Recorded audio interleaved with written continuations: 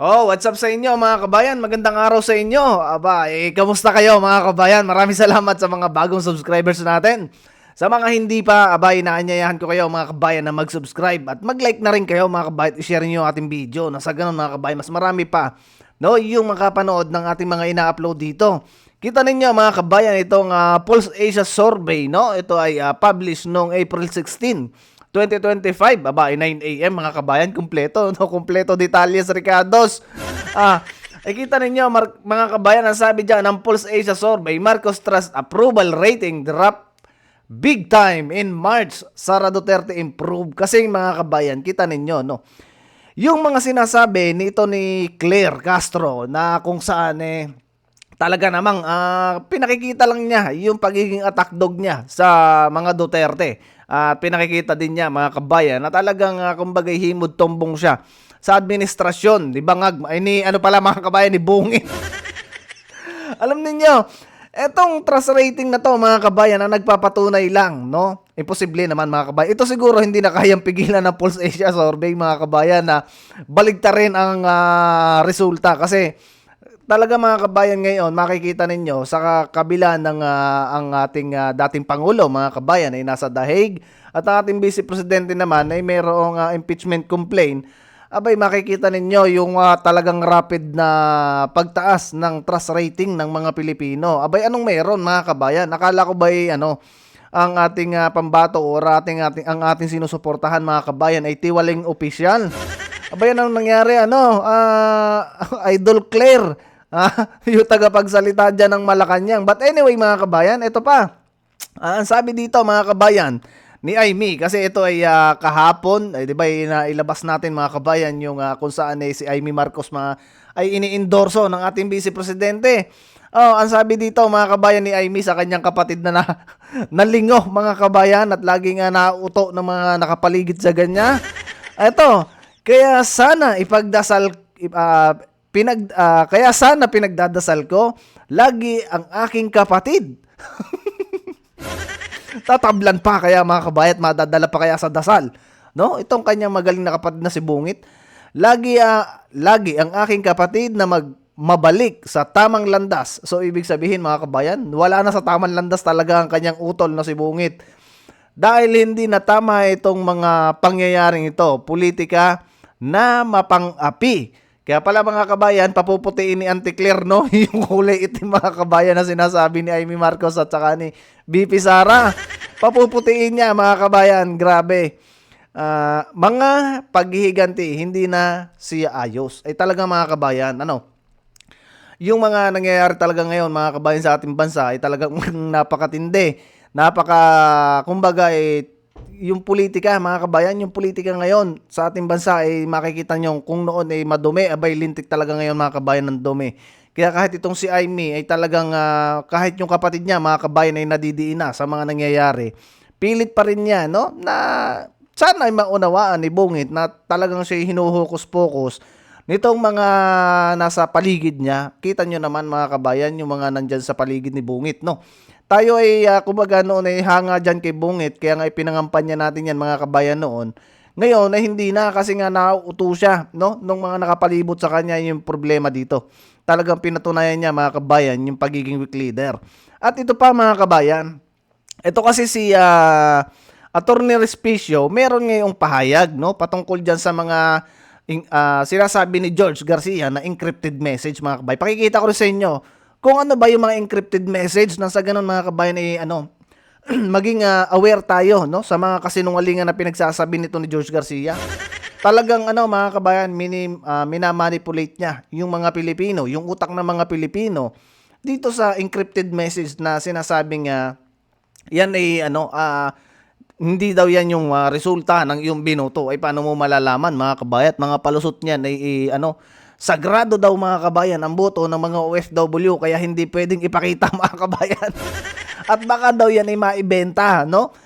Tunay naman mga kabayan, minaliit nito, no, ni George Garcia yung mga Pilipinong OFW na sa palagay mo naman sa amin, George Garcia, talagang walang-wala na kailangan naming ibenta yung boto namin sa magkanong halaga 5,000. Pambihira mga kabayan. Kahit naman papano, kaya naman natin kitain yan dito sa ibang bansa, no? Yan 5,000 'di ba? Kita nyo mga kabayan yung mga ayuda, 'di ba? Kataasan ay 5,000. Pag minsan nakukupit pa nung mga nagdi-distribute na mga pulpolitiko or yung mga taga-distribute mga kabayan ng ayuda na yan. So, ang pinalalabas kasi mga kabayan itong COMELEC chairperson na to ni si Garcia ay baka daw kasi maibenta kaya daw kailangan hindi makita mga kabayan. Ang lumalabas daw doon ay encrypted message. So, pakinggan muna natin si Atty. Respicio.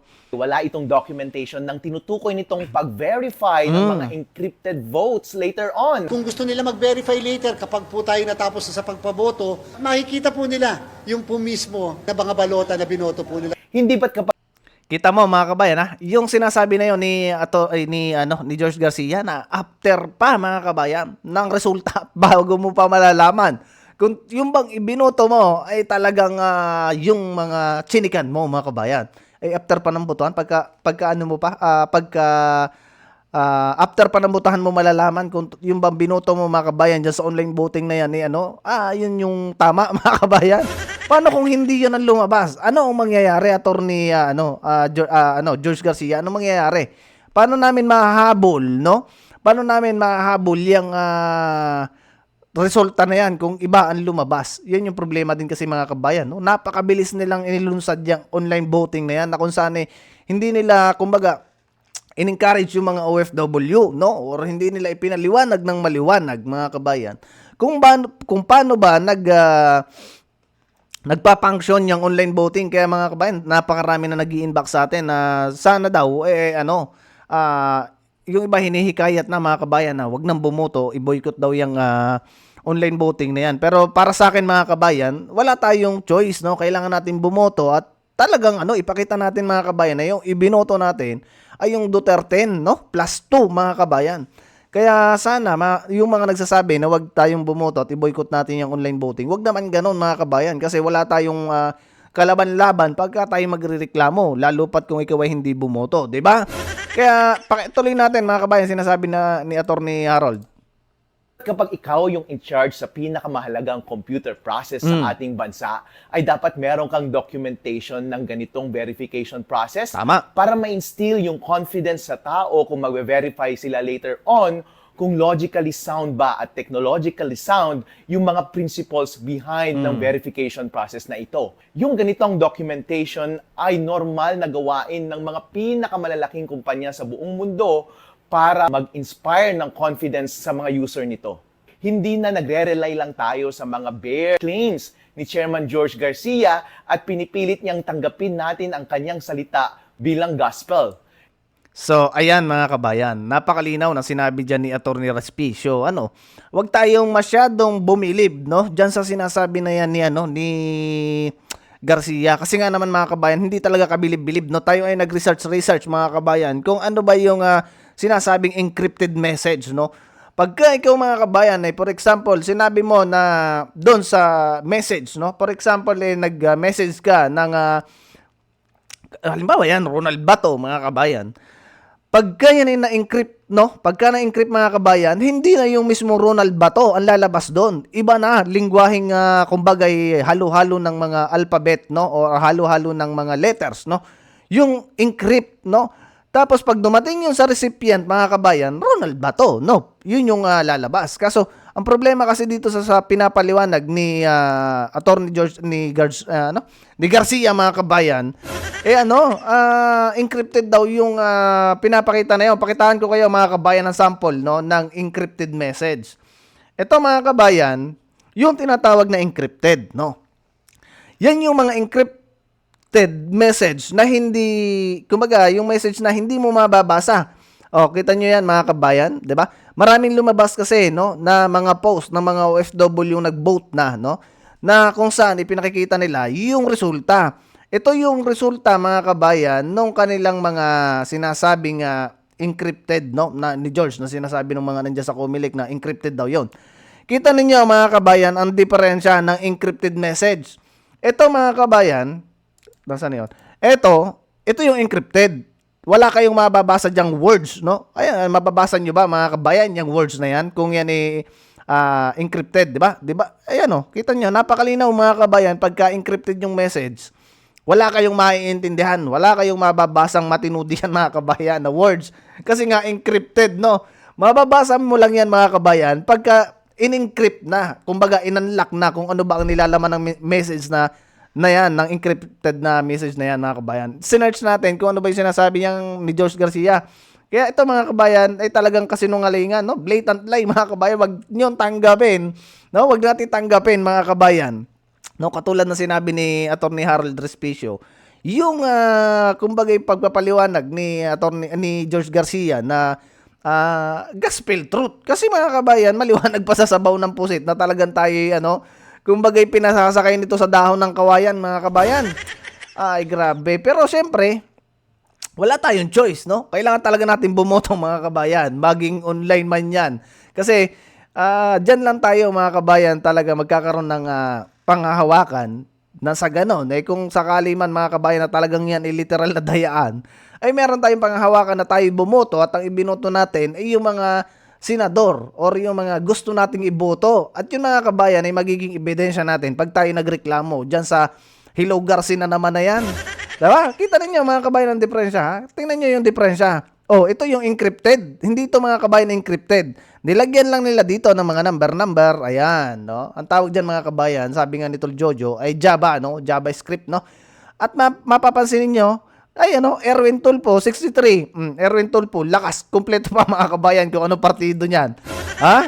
Oh, ito, pagka ganyan mga kabayan, hindi yan encrypted, no? Meron lang yung mga dito, ayan, yun yung tinatawag na JavaScript, no? Na kung saan, ayan, pag tinype yan mga kabayan nung IT, nung software, kumaga, yung gumagawa mga kabayan ng software, yan yung lalabas. Kita nyo, Tulfo, Erwin, ito, yun yung mga hindi encrypted na message mga kabayan. Kasi sa encrypted message, wala talaga kayong mababasa na sinasabing yun ay encrypted, no? So anyway, mga kabayan, nawa sana mga kabayan ay maging kumbaga, maging aware tayo, no? Huwag tayo masyadong maniwala diyan sa mga sinasabi ng mga yan.